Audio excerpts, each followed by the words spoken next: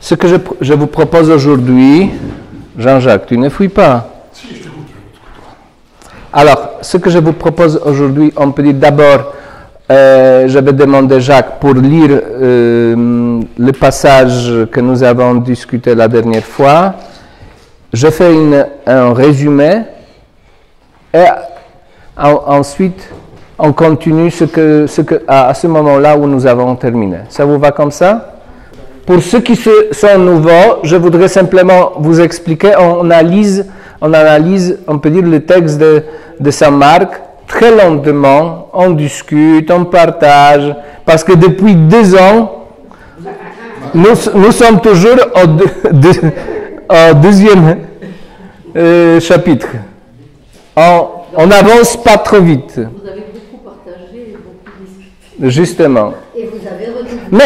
Mais je crois, vous me confirmez si c'est vrai ou pas, on regarde en même temps, de temps en temps, on regarde largement, plus largement. On ne se focalise pas que sur un passage, mais on regarde tout l'évangile de Marc, comment ça marche, comment ça travaille dans le... Des parallèles avec d'autres évangiles. Donc, ce que je vous propose, qu'on se rappelle maintenant le texte sur paralytique, parce que c'est un passage très, très intéressant, très intéressant. Et ensuite, je vous ai dit déjà, on peut dire, je peux vous dire tout au début, qu'on peut dire, de cette façon, à partir de chapitre 2, on a 5 disputes, on commence 5 disputes chez Marc sur on peut dire, qu'est-ce que la différence entre la loi mosaïque bien sûr, et l'évangile. On peut dire que c'est le dispute entre Jésus et les pharisiens, où il y a cette... Désaccord. Dispute. Oui, parfois ce sont des disputes. Oui. Jusqu'à ce point-là que à la fin de ce passage sur paralytique, ils vont dire qu'il blasphème. Donc il blasphème, donc ça signifie qu'il doit mourir, qu'il est fautif, selon la loi. Donc jusqu'à ce point-là. Donc je voudrais vous montrer, on peut dire, 5 disputes chez Marc.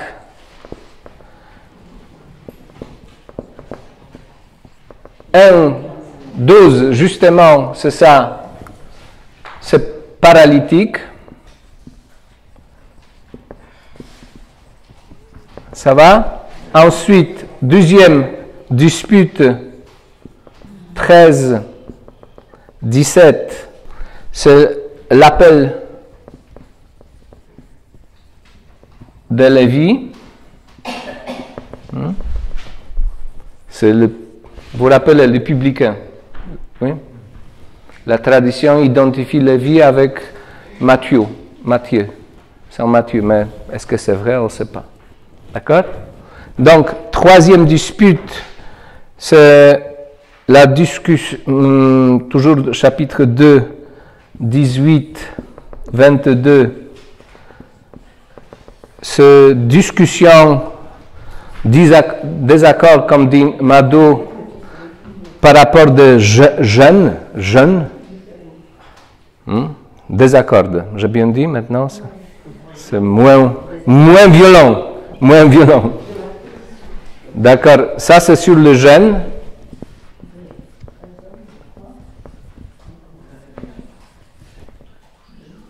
Sur le jeûne. Quatrième désaccord, 23-28, c'est par rapport du sabbat.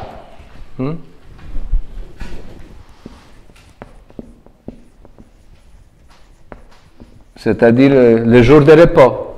Est-ce qu'il faut, on peut dire, s'accommoder, on peut dire, complètement littéralement, ou il y a des exceptions?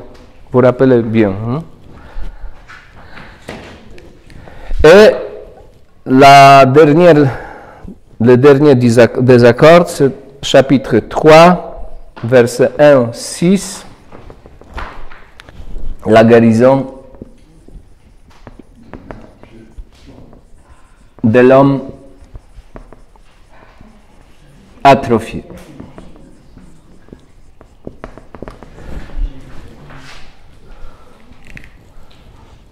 Ça va?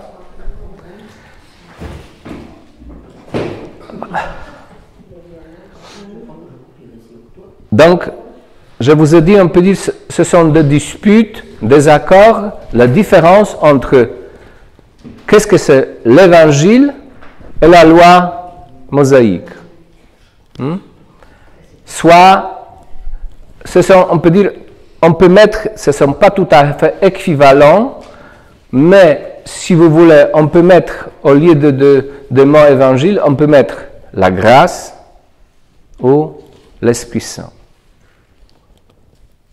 C'est-à-dire là où il y a l'action de Dieu sans mérite, sans notre effort, quelque chose qui est gratuit. L'évangile est gratuit, la grâce est gratuite, et l'Esprit Saint, l'action de l'Esprit Saint en nous est gratuite. On peut dire ça quelque chose qui se passe, on peut dire, sans mérite. Parce que la loi, c'est toujours notre effort d'accomplir la loi mosaïque. Vous savez, pour nous, aujourd'hui, justement pour notre génération, je ne sais pas si pour notre génération, mais au moins pour la génération de gens qui sont plus jeunes encore que nous, on peut dire que c'est un conflit complètement incompréhensible, non? Parce qu'ils s'en fichent des 10 commandements, vous comprenez? Pour nous, encore il y a un petit conflit. À l'époque de Jésus, justement, et pour les premiers chrétiens, ça c'était conflit. Je vous ai dit plusieurs fois, on peut dire pour les premiers chrétiens, ça se traduit, ça se manifestait, on peut dire, dans ce dispute, je suis désolé, dans l'Église primitive, par rapport comment on devient chrétien. Est-ce que d'abord, il faut devenir juif, c'est-à-dire être circoncis et passer par la loi de Moïse, ou on devient chrétien gratuitement sans d'être juif. Vous vous rappelez bien, on peut dire c'est vraiment une dispute, un conflit, même entre Paul et Pierre. Entre Paul et Pierre, parce que Pierre, même, il a pensé, non, il faut peut-être devenir plutôt, au moins, je ne sais pas s'il a dit comme ça, mais il n'a pas voulu manger avec des païens. Parce qu'on on devient impur. Parce qu'ils sont païens, ils ne sont pas circoncis. Donc, je vous dis, c'est là que le conflit ou désaccord, comme préfère Madou, de 5 disputes, des accords, ne sont pas tout à fait compréhensibles pour la génération complètement contemporaine. Ce n'est pas tout à fait compréhensible.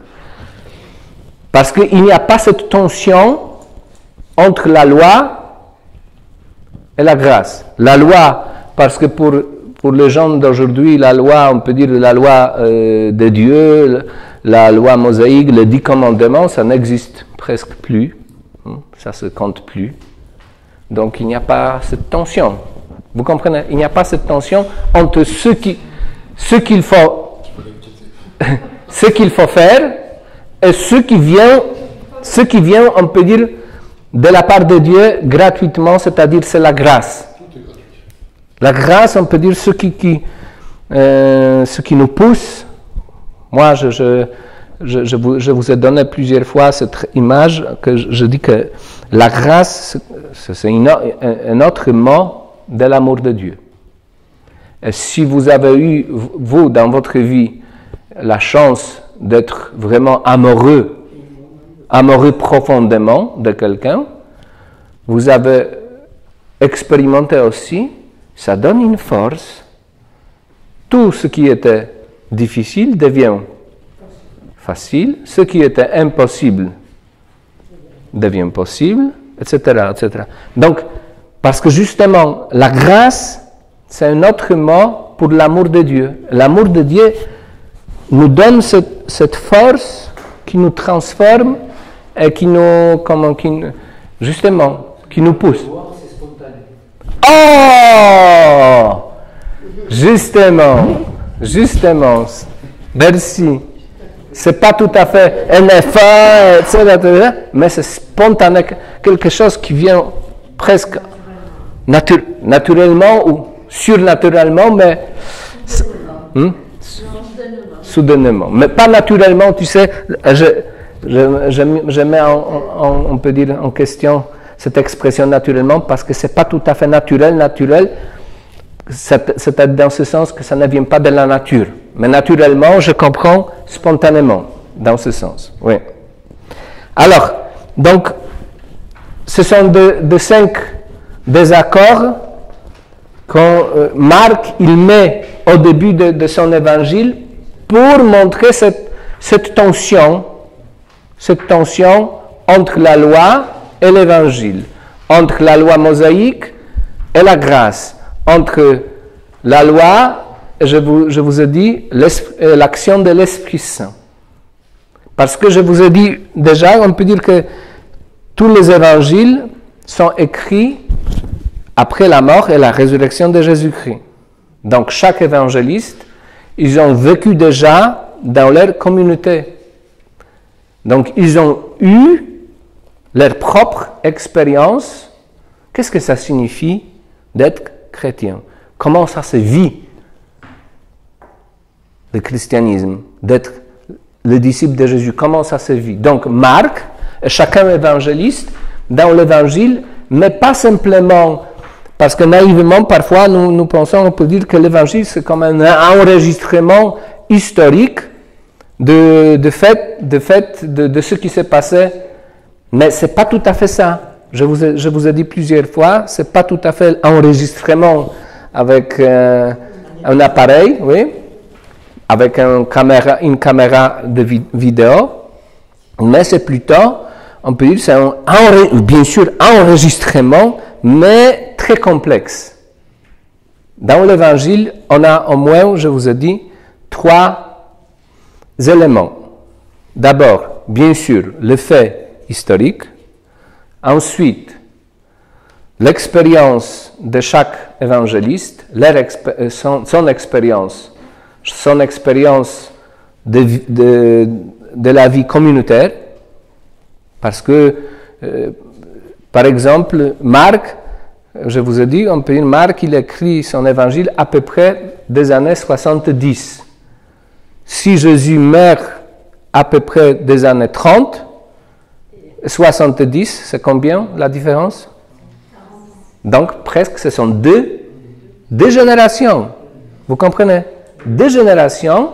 Et donc, Marc, il met, on peut dire, son expérience d'être chrétien dans l'évangile, de façon délicate, presque parfois invisible, mais nous avons déjà détecté, on peut dire, certaines, traces de cette expérience. Je vous rappelle des choses les plus simples de rencontre dernière par rapport de la maison, de cette expression oikon, maison, que dans l'évangile Marc, on peut dire, ça se répète souvent, on peut dire cette expression maison. Mais probablement, il ne s'agit pas de maison de l'époque de Jésus, mais il s'agit probablement de lieux de culte ou de lieux de rassemblement des premiers chrétiens. Parce que pour les premiers chrétiens, il n'y avait pas encore des églises. Oui, ils étaient plutôt une secte, on peut dire, juive. Ça, c'est, on peut dire, tout au début, il n'y avait pas tout à fait grande, on peut dire, différence. Parce que tous les premiers chrétiens, ce sont des juifs. Et ils ont eu leur place au sein du judaïsme. Justement. Mais donc, tout au début, ils étaient, on peut dire, au sein de judaïsme. Et même, on peut dire, ce sont des juifs parce qu'ils ont cru que Jésus, c'est Messie. C'est Messie. Pas Léo Messi, de footballeur, Joseph, parce que Joseph est un footballeur.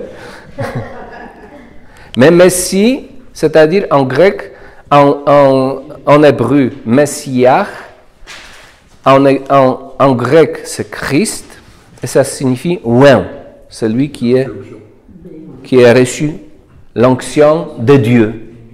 Messie, mais c'est-à-dire dans ce sens, celui qui doit venir et qu'il doit accomplir toutes les prophéties de l'Ancien Testament. Donc, certains juifs, ils ont dit, ah, justement, c'est Jésus de Nazareth qui est Messie. Donc, vous connaissez cette formule de première confession de chrétiens. Jésus est Christ. Pour nous, aujourd'hui, ça ne signifie pas beaucoup parce que parfois, on pense que c'est le nom de Jésus. Jésus, le nom Christ. C'est pas ça. Pour les premiers chrétiens, on peut dire, c'était un peu une formule on peut dire de première confession de la foi. Jésus de Nazareth, c'est le Christ, c'est le Messie. Ah! Les autres,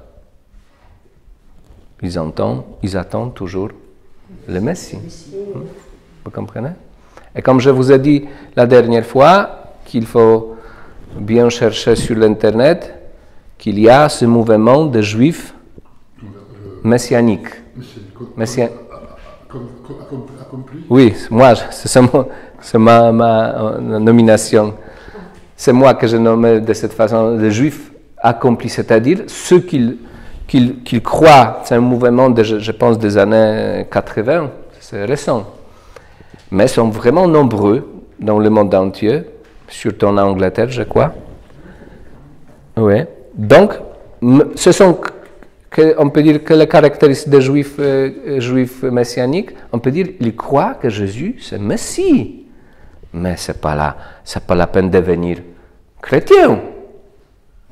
Nous sommes juifs, justement. Et Jésus, c'est un juif.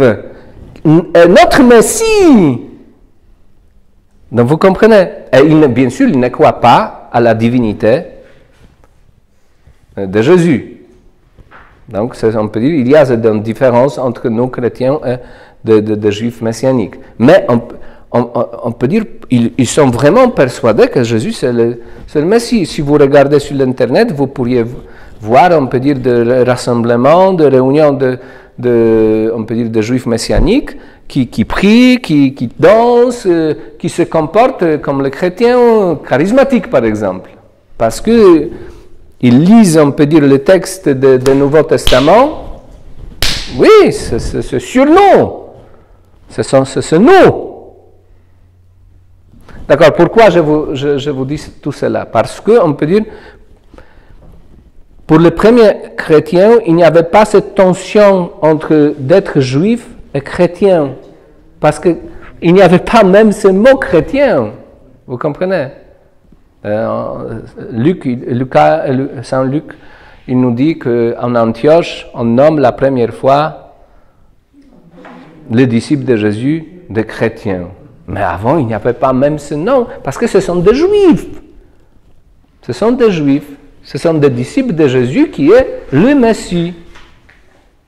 Donc, tout au début, il n'y avait pas cette différence. Au fur et à mesure, comme je vous ai dit, la destruction du temple, ça, on peut dire ça aussi, on peut dire ça c'est devenu un point, on peut dire, de rupture, de plus en plus. Pourquoi? Parce que les Juifs, ils ont perdu le point de repère qui était le temple, la présence de Dieu parmi eux. Donc il n'y a plus ce repère. Donc qu'est-ce qu'il faut faire? Il faut devenir plus strict au niveau de la doctrine. Justement, eux, ils s'appellent chrétiens et ils disent que Jésus c'est Christ. Nous, c'est pas vrai. On attend toujours Christ. On attend Messie. Donc, cette tension, cette rupture, on peut dire, a accompli pas tout à fait tout de suite, mais d'accord. Donc, je vous fais un petit résumé, ça va, de ce que nous avons dit. Donc, cette expression la maison, je vous ai dit déjà que c'est probablement, il s'agit aussi de le lieu de rassemblement de premiers chrétiens. Je vous ai dit, Jésus il annonçait la parole. La parole dans le Nouveau Testament, dans l'Évangile, mais l'Évangile de Marc, pas dans l'Évangile de Jean, parce que c'est une autre tradition, c'est un synonyme de l'Évangile. La parole, cette expression, la parole. D'accord? Paralytique, on a dit, c'est un symbole de quelqu'un qui est, c'est simple, paralysé, immobilisé. Et on a dit que d'être paralytique, Marc, il utilise cette image d'être paralysé, mais aussi il y a, on peut dire, une dimension. Comment? Justement, mais il y a aussi que le péché aussi c'est une dimension intérieure qu'on ne voit pas. Le péché c'est quelque chose qui nous paralyse, dans quel sens il nous immobilise, c'est-à-dire on n'arrive pas suivre, progresser, suivre Jésus-Christ. Et je vous ai dit plusieurs fois que la foi dans le sens de l'Évangile, c'est pas une autre, comment on peut dire, notion de la foi que nous avons d'aujourd'hui. Cette notion c'est plutôt philosophique, c'est-à-dire je crois en existence de Dieu. C'est ça, c'est la foi, pardon. Ça va? Et la foi dans le sens de l'Évangile, c'est quelque chose de dynamique. C'est pas simplement une déclaration, c'est pas un acte de croyance en existence, parce que pour un juif c'est presque évident que Dieu existe, mais la foi ça signifiait se mettre en marche, de s'abandonner à Dieu. Abraham, c'est pourquoi Paul il l'appelle Abraham le père de notre foi, parce que c'est Abraham qui a fait, on peut dire, qui s'abandonnait à la parole de Dieu et qui a quitté tout. Et justement, ça c'est la foi. Donc vous voyez, c'est pas la foi dans le sens biblique, c'est pas simplement de l'évangile, mais dans la Bible, c'est pas simplement un acte intellectuel. C'est quelque chose qui se traduit dans la vie quotidienne, c'est-à-dire je m'abandonne à toi. Je m'abandonne à toi, je marche, et qu'est-ce que ça signifie je marche? Oui, je marche, mais concrètement, moi je dis, ça se traduit concrètement, je marche, c'est-à-dire je prends des décisions. Ça signifie que je marche, vous comprenez? Je m'engage. Oui, ce sont des décisions. Parce que c'est pas, on peut dire la foi, on peut dire, oh, je crois, on peut dire, mon petit Jésus, etc. Vous comprenez? c'est ma prière et c'est tout. Non. Ma relation avec Jésus, ça se traduit dans le...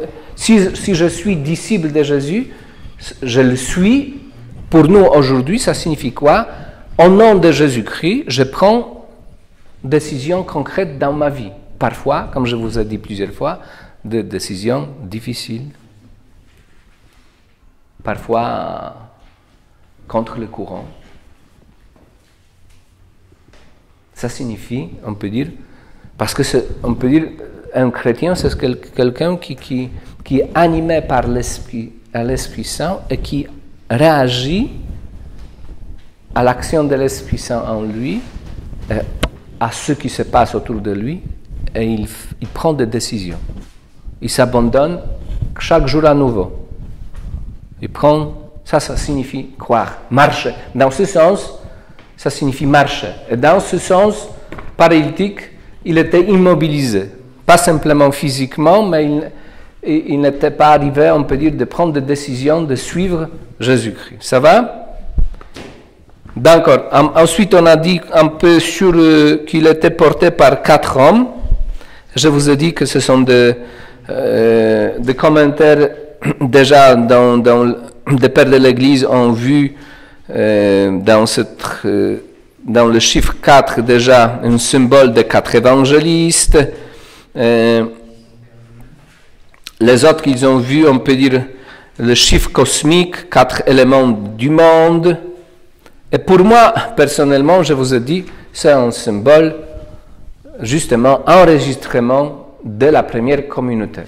Pas simplement 4, pas dans ce sens littéral 4, mais il y a des personnes qu'on a besoin qu'ils nous portent vers Jésus, parce que nous n'arrivons pas à venir à Jésus seuls.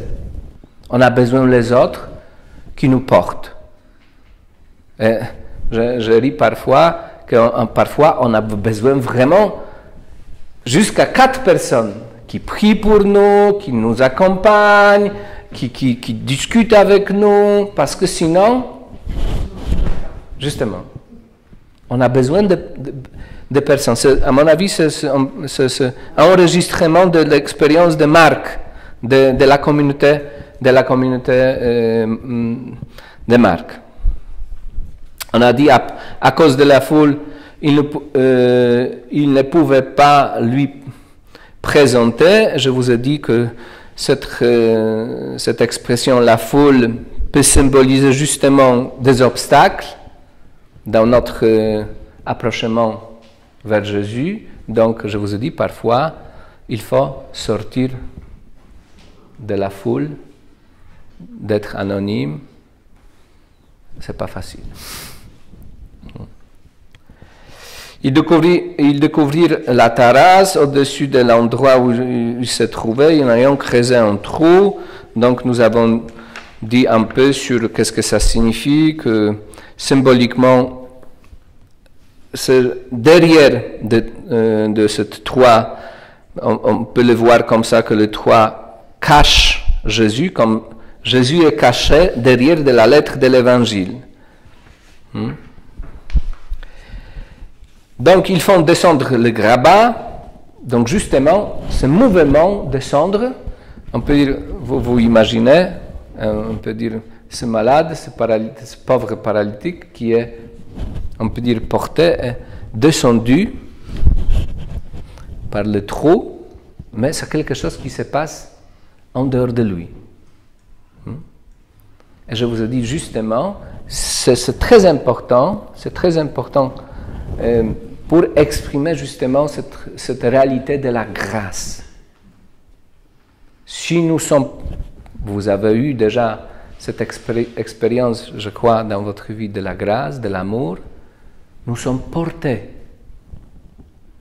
par la grâce, nous sommes portés par l'amour de Dieu sans effort. C'est pas souvent, c'est plutôt rarement. Mais justement, on peut dire cette image qui nous montre bien, ah oui, quelque chose, sans notre effort, ça se passe. On s'approche vers Jésus sans notre mérite, sans notre effort. Vous comprenez? Justement, je souligne, j'insiste, justement, c'est une image de la grâce. C'est quelque chose, une force, l'action, si vous voulez, l'action de l'Esprit Saint, l'Évangile qui est donné, on peut dire, gratuitement, qui agit en moi. Et je vous ai, ensuite, Jésus voyant leur foi, je vous soulignais qu'on peut dire que ça c'est une guérison très intéressant que normalement Jésus réagit sur la foi de la personne qui doit être guérie. Et dans ce cas-là, c'est pas ça. Il voit, il réagit à la foi de ceux qui portent les paralytiques. Ça, c'est très intéressant. C'est très intéressant.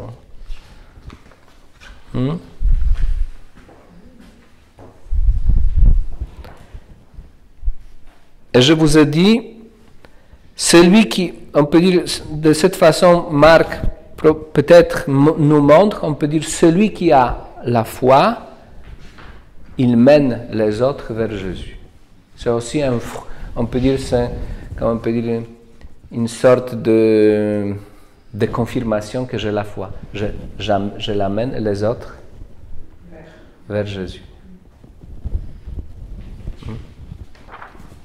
Spontanément. C'est pas simplement parce que je souhaite, on peut dire, devenir un activiste, etc. Non, c'est pas ça. Je partage l'amour. Parce que j'ai expérimenté l'amour, le pardon de la part de Jésus. Je voudrais que les autres expérimentent la même chose. Nous sommes d'accord, Camille? Donc, mon enfant, tes péchés sont remis. Je vous dis, cette expression remettre, c'est aussi signifie d'éloigner les péchés qu'ils ont enveloppés, collés, prisonniers, les paralytiques. On a dit qu'est-ce que ce péché dans le sens littéral en hébreu signifie erroner le bon chemin. Ou encore l'autre image, n'est pas viser le but comme le flèche qui n'aboutit pas à la cible. C'est le péché dans le sens littéral en hébreu. L'assistance était assis, ça signifie qu'ils étaient encore aussi immobilisés. Ils ont pensé dans leur cœur, dans un dialogue qui devient monologue, qui se passe quelque chose en eux, sans l'autre. Donc on a dit, qu'on peut dire, sans dialogue, qu'on peut dire, c'est raté, un dialogue raté. C'est un monologue. Et je vous ai dit que parfois, dans notre vie, si nous sommes un peu névrotiques, on fait notre monologue avec nous-mêmes.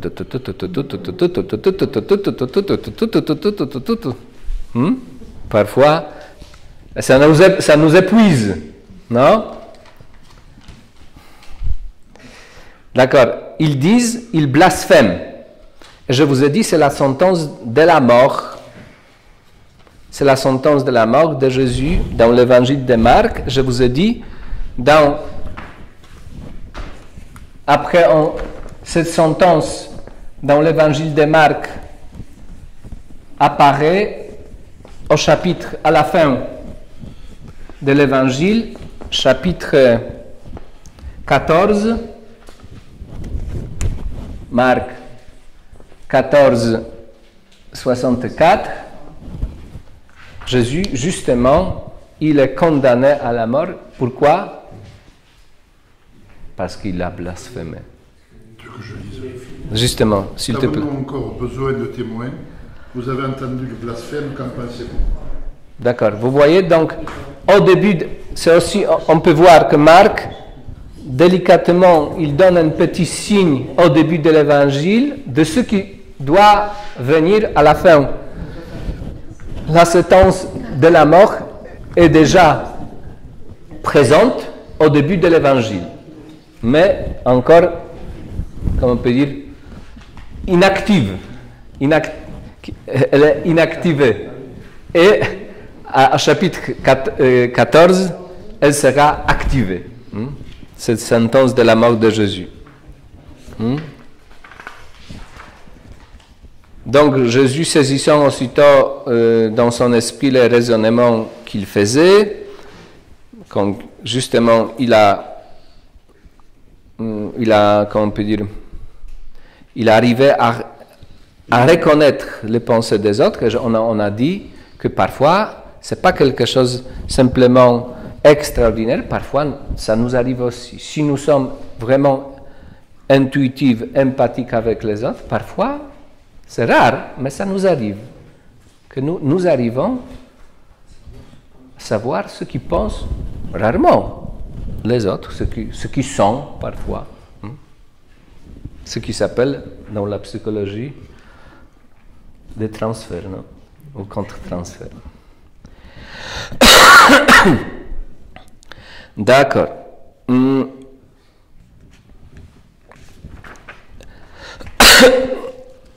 Et ensuite, Jésus dit, eh bien, pour que vous sachiez que le Fils de l'homme a le pouvoir de pardonner les péchés, cette expression, je vous ai dit, cette expression Fils de l'homme, c'est une expression pas tout à fait naître. Parce que dans la Bible, c'est un naître, c'est-à-dire ça signifie simplement l'homme. Mais dans le livre de Daniel, on a une vision. Quelqu'un comme le Fils de l'homme apparaît, c'est on peut dire la lecture d'aujourd'hui. Et on voit, c'est quelqu'un qui prend le pouvoir, et donc on voit qu'à partir de ce moment-là, cette expression, le Fils de l'homme, prend une autre dimension, messianique, la connotation messianique. D'accord? Donc je vous ai dit, Jésus il pardonne les péchés. Je vous ai dit justement, le pardon des péchés était réservé au temple. Il a fallu donner de l'offrande, n'est-ce pas? Et Jésus, quand il annonce le pardon des péchés qu'il fait comme ça en dehors du temple, indirectement, il annonce une ère messianique. Ah oui, l'ère messianique messianique qui est annoncée par Jérémie et Ézéchiel est arrivée. Parce que justement, les péchés sont pardonnés. Si tu reçois le pardon, les péchés sont pardonnés. Ça va? Non, attends. Trop vite? Oui. Parce que c'est résumé. Non. Non? Pas ça. Alors, on arrive à mon expression préférée. Jésus dit, je t'ordonne, dit-il au paralysé, lève-toi, prends ton brancard et rentre dans ta maison. Pourquoi c'est une expression, une phrase préférée dans ce passage pour moi? Parce que quand Jésus dit lève-toi, en grec, je vous ai dit, c'est une expression egeire.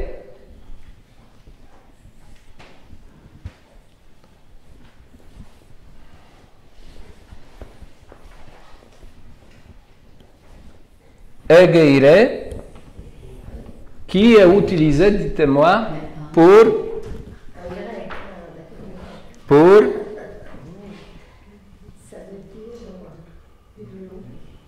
vous vous rappelez? Ah, justement, après Marc, il utilise cette expression.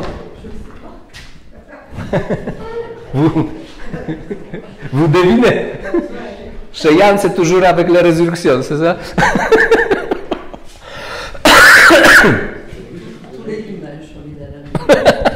Il répète de façon obsessionnelle la résurrection.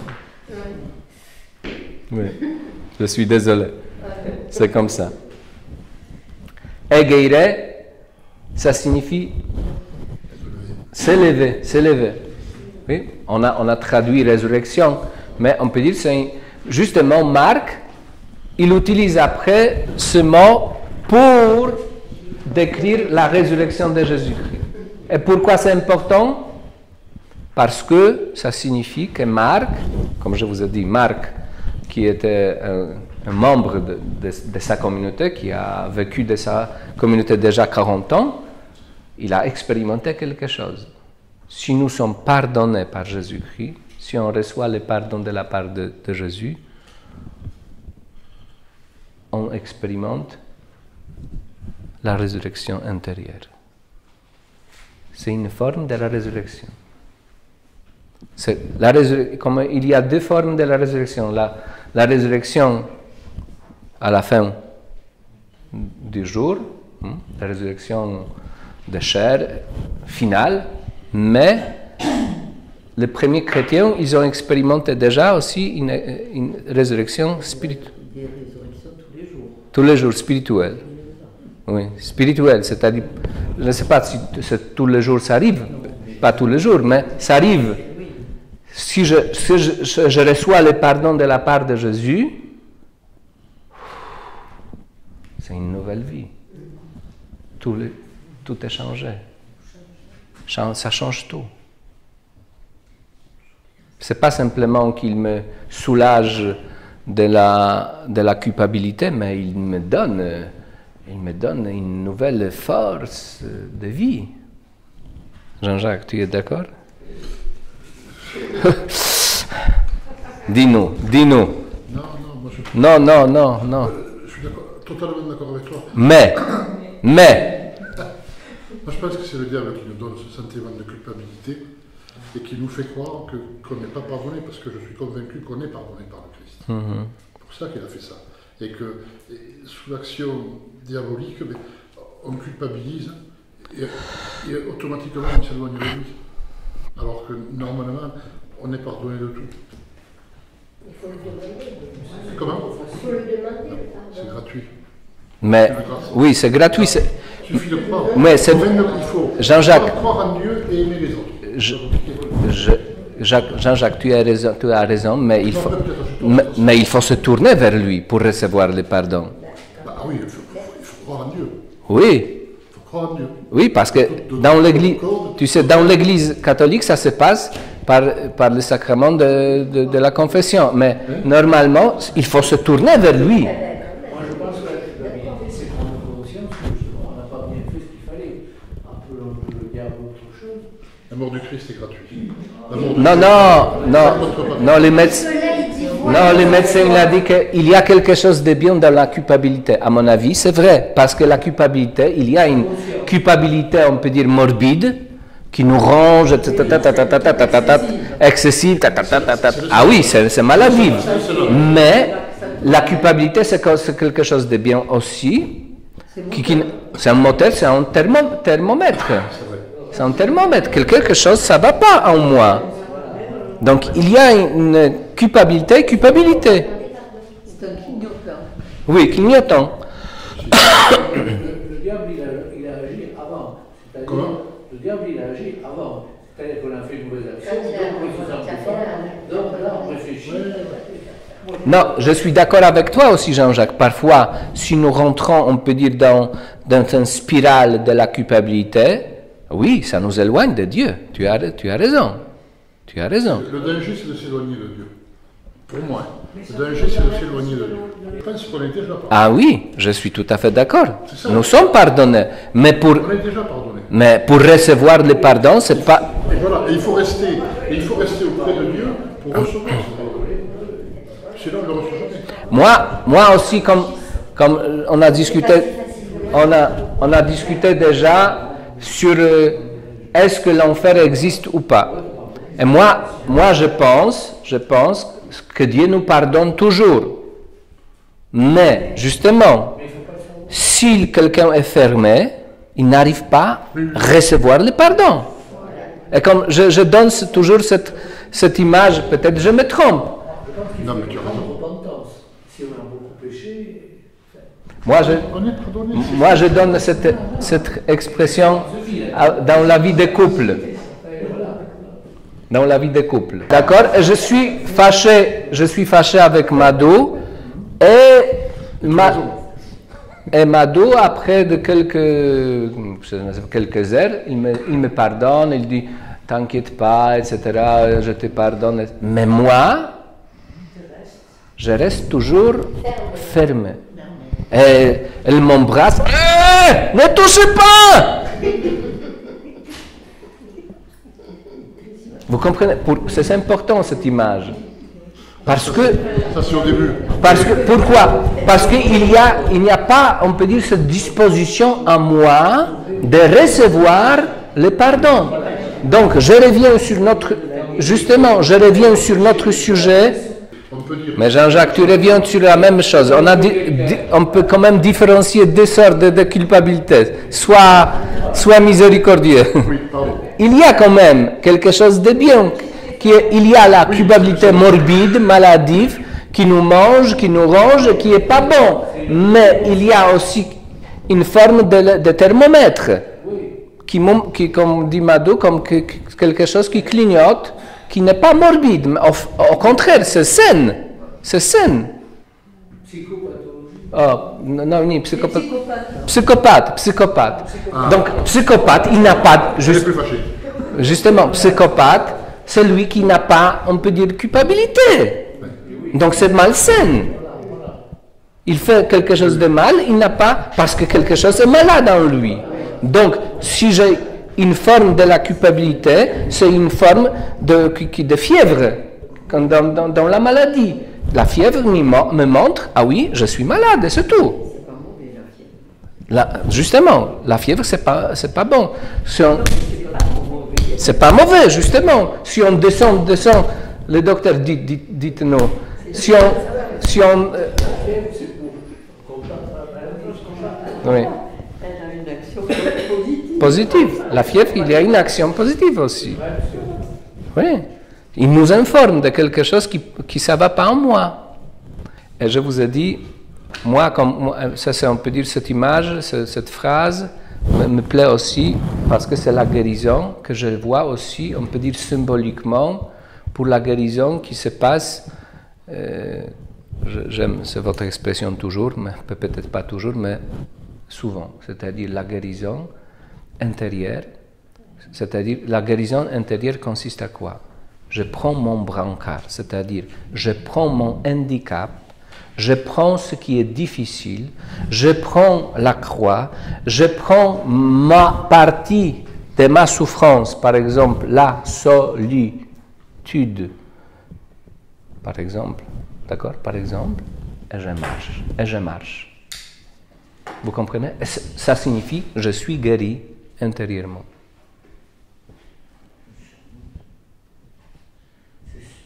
Tu me comprends, Jean-Jacques? Accepter, on peut dire, accepter, justement, grâce au pardon de Jésus, grâce à l'amour de Jésus, justement, accepter ce qui n'est inacceptable, normalement. Oui, justement. Madou, il connaît tous mes refrains. Oui. D'accord. Donc, accepter, et ça c'est la guérison, paradoxalement, c'est la guérison. Parce que moi je donne toujours cet exemple, quelqu'un qui a perdu le bras, il reste toujours sans bras, même il a la prothèse bien sûr, mais il doit vivre sans bras. Donc il y a dans notre vie plusieurs des événements qui nous privent de quelque chose à l'intérieur, qui nous sont vraiment handicapés. Mais grâce à la rencontre de Jésus, j'arrive à l'accepter et malgré tout mon handicap, je suis Jésus-Christ. C'est la guérison. C'est la guérison. Voilà, on est tout beau.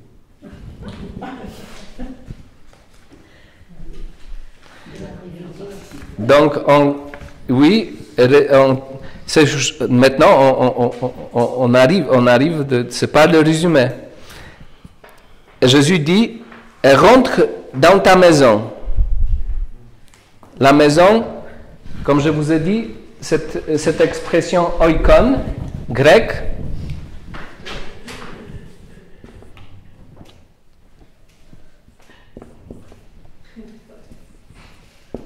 oikon, maison,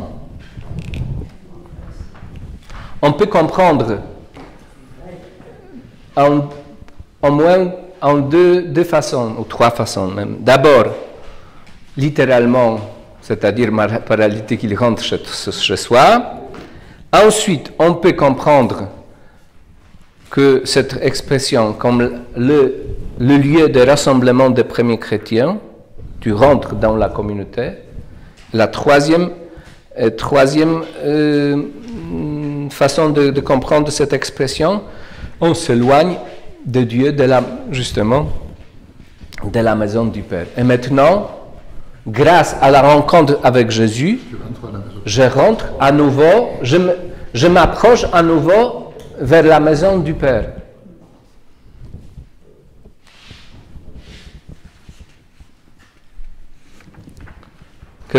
On peut dire, la condition humaine après le péché originel, on peut dire, c'est la fuite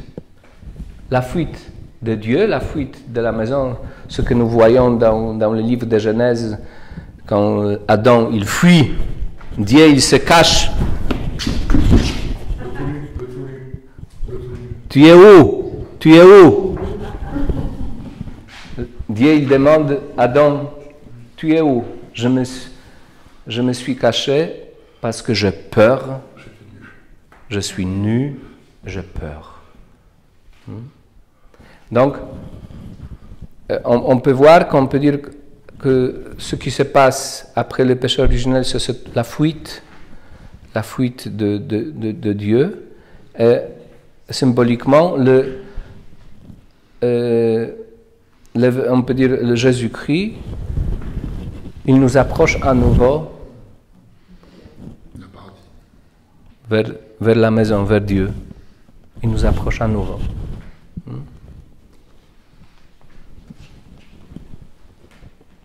Comme je vous ai dit, ce passage commence par la maison, cette expression maison, parce que Jésus il est à la maison, il enseigne la parole, et il y a à la fin de ce passage le paralytique dans la maison. Donc ça commence avec cette expression maison et termine avec maison. Donc on voit une expression très importante pour Marc. L'expression préférée de notre Eliane, le paralytique prit aussitôt son brancard, eutrus, parce que pourquoi je dis? Parce que ça se répète comme un refrain dans l'évangile de Marc. Aussitôt.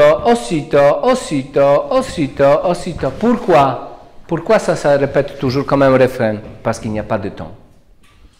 Marc, il veut nous donner une impression qu'il faut se dépêcher parce que les temps sont accomplis. Parce que le premier message de Jésus, c'est ça. Le temps est accompli. C'est-à-dire, c'est la fin du temps. Le royaume de Dieu s'approche, donc le ministère de Jésus, c'est quoi? Il faut se dépêcher, annoncer le règne de Dieu. Il y a une nécessité d'urgence. Ah, comme toi. C'est urgent. Oui. En urgence. Oui. Donc, aussitôt, on peut dire c'est une expression très importante pour, pour souligner que la fin du temps est déjà là. La fin du temps est déjà là, selon Jésus. Je vous rappelle le début de l'évangile, le message de Jésus. Moi, je pose Madou, n'est-ce pas? Je pose cette question parfois aux paroissiens. Qu'est-ce que c'est le message de Jésus? On donne les réponses. Ah, aimez-vous les uns les autres. Ah, il faut croire en Dieu. Il faut pardonner. Je dis non. Ce n'est pas le message de Jésus. Le message de Jésus est différent. Le royaume de Dieu est tout proche. Le temps est accompli. Convertissez-vous et croyez en l'évangile. Ça, c'est le message de Jésus. Le royaume de Dieu est tout proche. On va l'entendre quelquefois, là. Oui, avec l'avant. Oui. Avec l'avant. Ça, c'est le message. Pourquoi c'est très important? Parce que c'est, on peut dire, une perspective sans laquelle on n'arrive pas à comprendre l'évangile. Jésus annonce le pardon des péchés, il annonce justement l'amour des ennemis, etc. Des choses très difficiles. Pourquoi? Parce qu'il n'y a pas de temps. Parce que le temps accompli. Le royaume de Dieu s'approchait. Donc, vous comprenez? Le royaume de Dieu s'approchait et il faut, on peut dire, si on peut dire, il n'y a pas de temps. Donc tout change. Tout change. Vous comprenez? C'est la question théologique très difficile. Est-ce que le royaume de Dieu est venu dans cette forme que Jésus espérait ou pas? Ça, c'est la question théologique que les théologiens ils résoudent un peu de façon un peu malin, c'est-à-dire ils disent le royaume de Dieu est déjà là et pas encore. Donc ils donnent cette... Je crois. Oui, déjà là et pas encore. Déjà là parce que quelque chose ça s'est passé par la résurrection de Jésus-Christ et pas encore parce que il y a toujours la maladie, il y a toujours la haine, il y a toujours la mort, il y a des choses super graves. Donc, ça signifie que le royaume de Dieu n'est pas tout à fait arrivé. Mais ça n'empêche pas que c'est le message de Jésus. Jésus, comme on peut dire plusieurs, on peut dire de biblistes d'aujourd'hui qui cherchent le message historique de Jésus, ils placent Jésus dans la perspective de prophètes apocalyptiques. C'est-à-dire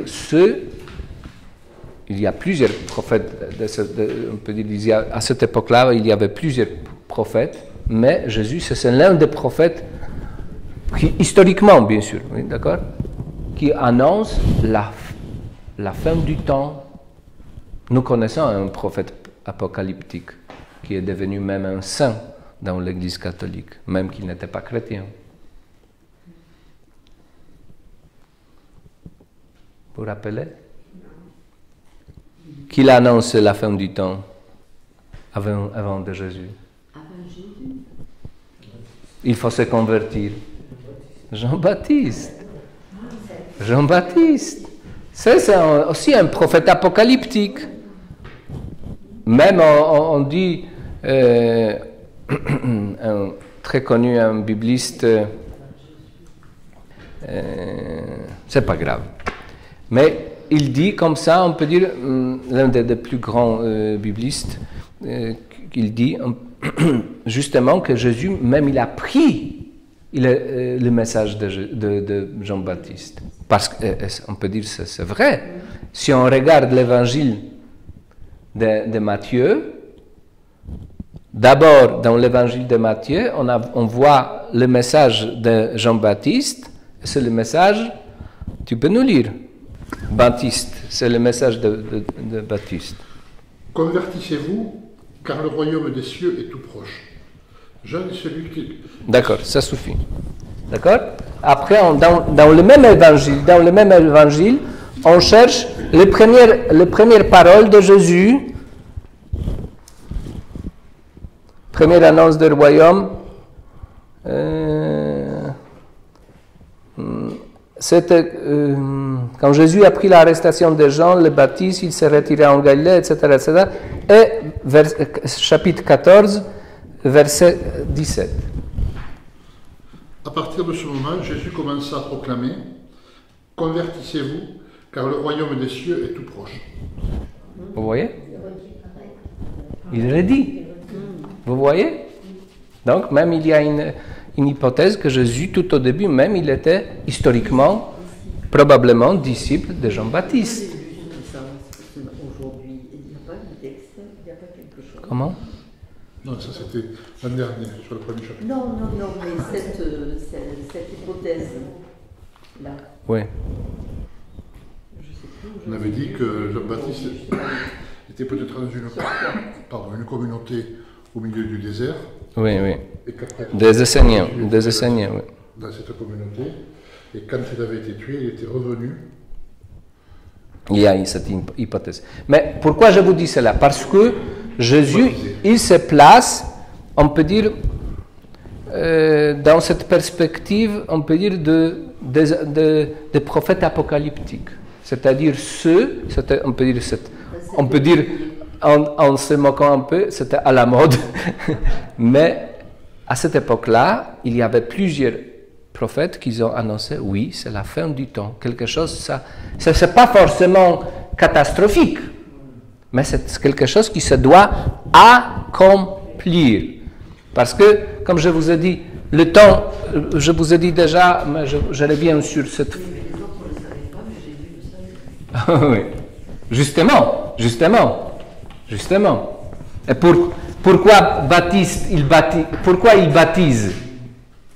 Parce qu'il vient le fin du temps, le jugement de Dieu. Donc, il faut se convertir et le baptême va nous protéger de la colère de Dieu.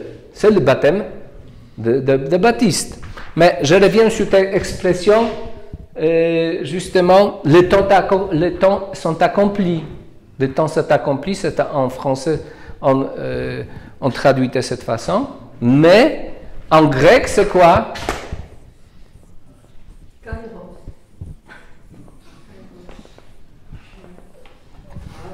C'est tout. Kairos. C'est-à-dire quelque chose, on peut dire, dans l'évangile, on connaît deux formes du temps. Non, c'était avec les catéchumènes, je disais, mais je l'ai vu il n'y a pas longtemps. Dans l'évangile, on distingue deux formes de temps. Chronos, ce que nous connaissons, tic-tac, tic-tac, tic-tac, tic-tac, ce qui compte justement le changement, ça va? Et Marc, il ajoute, pas simplement Marc, les autres aussi, une autre forme du temps qui s'appelle kairos. Et qu'est-ce que ça signifie kairos? C'est un temps privilégié d'intervention de Dieu dans mon histoire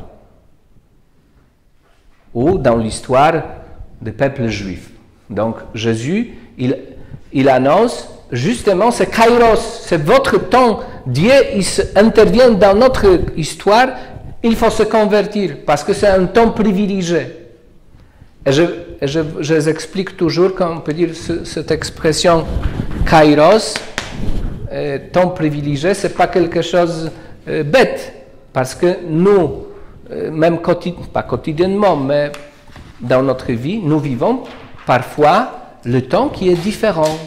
C'est-à-dire, au moins, on peut distinguer, d'abord, quand nous sommes malades gravement, on voit, tout s'arrête. Soit nous tombons amoureux. Tout s'arrête. Vous comprenez? Ce sont on voit qu'on vit parfois un temps qui est différent. Je donne cet exemple parce que ce n'est pas Kairos, c'est un symbole de Kairos. C'est-à-dire, il y a un temps privilégié et justement, Jésus, il annonce le temps privilégié. Quand nous, on peut dire dans le texte classique, on traduit le temps sont accomplis. Ça va? Mais je vous donne, on peut dire, une autre dimension, on peut dire, nous vivons parfois de quelque chose de prémisse, que c'est vrai. C'est-à-dire qu'on peut vivre quelque chose privilégié. Privilégié, merci. Privilégié. C'est-à-dire, oui, c'est une autre forme du temps. Et Jésus, justement, il annonce une autre forme de temps, c'est-à-dire kairos. Le temps, sont accomplis. Le royaume, justement, pourquoi? Parce que le royaume de Dieu s'approche, pousse-toi, pousse-toi, pousse-toi. Parce que le royaume de Dieu s'approchait et il faut se convertir. Je ne sais pas, dans la... C'est se préparer. Oui, oui. Parfois dans notre vie personnelle, ça ne nous arrive pas souvent, mais parfois dans la relation avec Dieu, on voit, il y a un temps, je vois que Dieu intervient dans ma vie. Je réagis ou je ne réagis pas. Je refuse ou je me lance. Parce qu'après, ce temps se supprime, se passe. C'est comme une chance. Vous comprenez? À mon avis, dans notre vie personnelle, parfois on a de ne pas tout à fait d'accord avec vous, c'est-à-dire pas tout à fait. Parce que, Jean-Jacques, parce que vous vous dites qu'il faut être attentif. Mais est-ce que vous êtes d'accord que parfois, même si nous ne sommes pas attentifs, ça nous tombe dessus? C'est vrai ou pas? Mais c'est toujours, mais pas simplement, à mon avis, ce que tu dis, Jean-Jacques, le moment de bien-être, mais c'est aussi le moment de, on peut dire, qui m'appelle à quelque chose, qui m'appelle, c'est-à-dire il faut prendre des décisions. Je ne reste pas dans le nuage de bien-être, mais ça me pousse. Non. Parce que vous savez, parce que je crains que ça reste, on peut dire, dans notre, on peut dire, imagination. Parce que parfois, parce que s'il y a, on peut dire, ça c'est, on peut dire facile, on peut dire de rentrer dans une forme de religiosité qui est, on peut dire, religiosité fausse. On peut dire parce que c'est une forme de bien-être. C'est pas ce que Jésus propose. C'est un mysticisme. Il y a un mysticisme fort. Parce que si, selon moi, si Dieu vraiment, ce ne sont pas des choses, ce ne sont pas des états, on peut dire, simplement intérieurs, si Dieu vraiment agit en moi, c'est toujours quelque chose qui me pousse vers quelque chose, vers quelqu'un, d'une action. Ce n'est pas simplement de vivre bien-être. Oui, ça je comprends. Parce que, vous savez, parce que moi je crois, ce n'est pas quelque chose de nouveau, on peut dire que c'est une forme de discernement d'esprit. Si quelque chose vient simplement de moi, ou de démon, ou de Dieu, il faut avoir un critère. Le critère qui on peut dire, qui me donne une forme de, pas certitude, mais oui, plus que ça vient plutôt de Dieu que simplement de moi ou de démons, parce que ça me, justement, soit ça me maintient dans l'espérance, dans la confiance, ça me maintient dans la charité.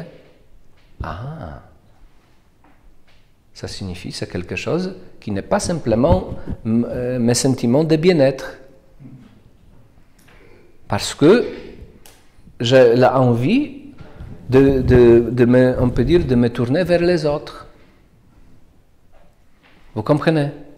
J'ai envie d'assumer, comme vous dites de Joseph, d'assumer ma croix. Parce que normalement, je ne vais pas la prendre. Parce qu'il est trop lourde.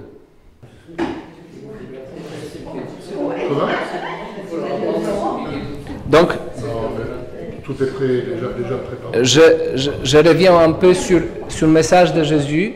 Dans ce sens, on peut comprendre mieux, si Jésus annonce quelque chose, on peut comprendre mieux l'évangile. Tout le message de l'évangile, par exemple, ça c'est pas dans l'évangile de Marc, mais les béatitudes. C'est une folie. Ouais. Heureux qui pleurent. Comment c'est possible? Mais c'est plein de folie. Ouais, des fois, il y a des choses. Vous comprenez? Donc, c'est une folie. Donc, s'il n'y a pas cette perspective, vous comprenez, la proximité du royaume de Dieu, on peut dire que c'est une folie, c'est naïf. Vous comprenez? C'est des excès. Des paradoxes. Mais oui, des paradoxes qui sont compréhensibles, plus compréhensibles justement dans cette perspective. Sans cette perspective, moi je répète, Madou, il peut confirmer, moi je répète qu'il y a aussi une autre perspective. On peut dire que nous avons perdu la perspective de retour de Jésus, nous, les chrétiens du 21e siècle. Et sans cette perspective aussi, tout ce que nous lisons aussi dans l'Évangile, c'est aussi pas tout à fait compréhensible.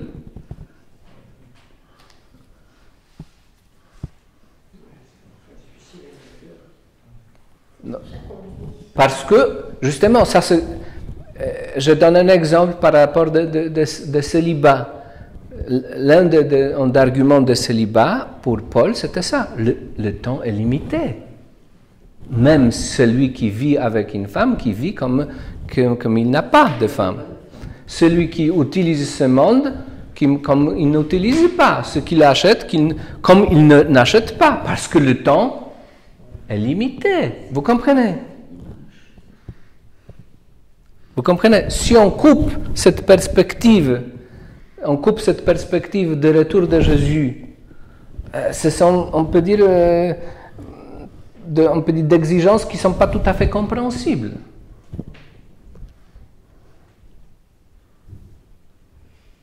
Donc, on a deux perspectives.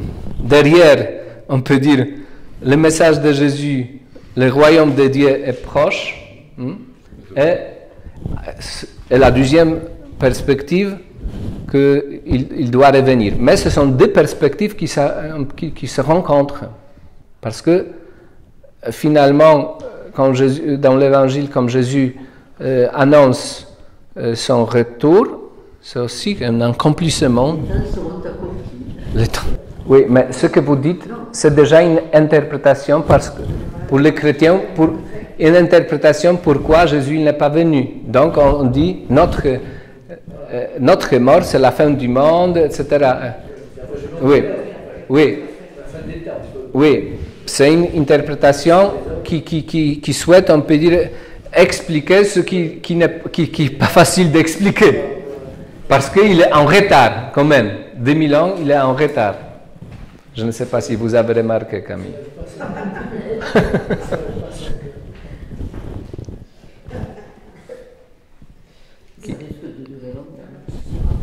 Et moi, parce que dimanche, nous commençons l'Avent.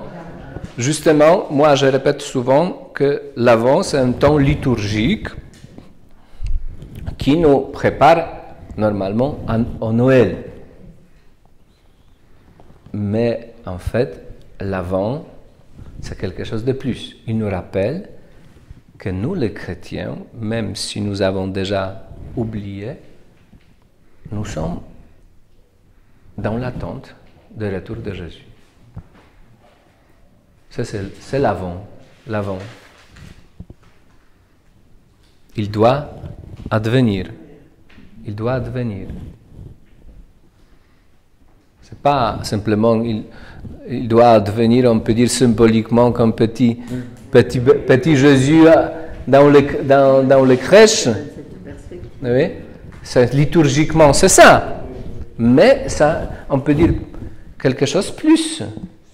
La perspective que nous avons déjà perdue, parce qu'il n'est pas venu depuis 2000 ans, mais quand même, c'est la perspective très, très importante qu'il doit revenir. Et moi, je dis, au moins, même si nous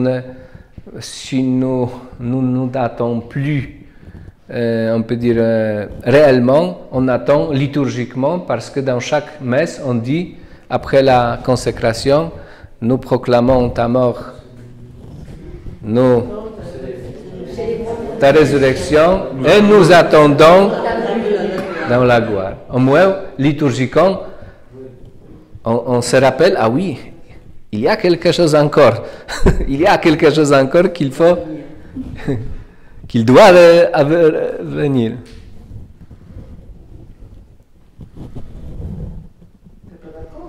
Comment? Ah, je suis entièrement d'accord. Juste que pour moi, il n'est pas parti. Donc, Dis-nous. Parce qu'il a sa propre théorie. non, le Christ est là. Il n'est pas parti. Parce que Jean-Jacques, si j'ai bien compris, il est plutôt un peu de la spiritualité johannique. Oui. C'est-à-dire de l'évangile de Jean. Parce que dans l'évangile de Jean, cette perspective de retour, parce que ça c'est déjà des années 90 même, 80, vraiment le plus tardif justement, donc ils ont déjà perdu cette espérance que Jésus revient physiquement. Donc comment ils ont un peu, comment on peut dire, de tourner un peu cette attente, Jésus il est revenu dans l'Esprit Saint.